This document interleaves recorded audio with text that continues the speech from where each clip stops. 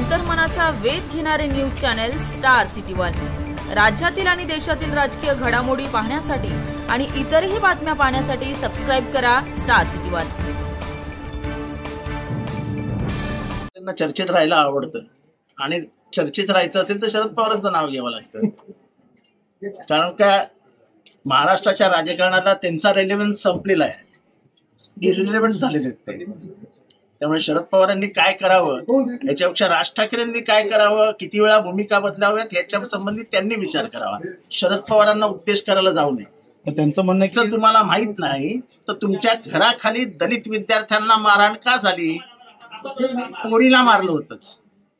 आणि जेव्हा डॉक्टर बाबासाहेब आंबेडकरांची पुण्यतिथी असते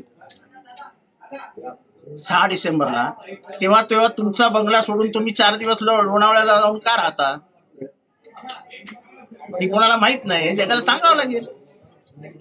तुमच्या मनातला जातीद्वेष किती आहे, धर्मद्वेष किती आहे हे तुमच्या जवळच्या लोकांना व्यवस्थित माहिती आहे। तेव्हा राज ठाकरेंनी निदान जातीपातीच्या राजकारणाबद्दल बोलू नये। त्यांनी परप्रांतीयाची देखील भूमिका मोठी घेतली, त्यांनी परप्रांतीयांविरुद्ध भूमिका घेतली, त्यांनी मुसलमानांविरुद्ध भूमिका घेतली, त्यांनी दलितांविरुद्ध भूमिका घेतली। अशा माणसांनी जातीपातीबद्दल बोलावं आणि ते पण शरद पवारांबद्दल, हास्यास्पद आहे, पण त्यांना हास्य विनोद करण्याची सवय आहे। एकीकडे मराठा असेल, ओबीसी असेल, आरक्षणासाठी ठिय्या मांडत आहेत। त्यांचं एक स्टेटमेंट आता मला कोणी सांगितलं की महाराष्ट्राला आरक्षणाची गरज नाही। महाराष्ट्राला मुबलक आरक्षण का, कशासाठी हे समजून घ्यावं लागतं।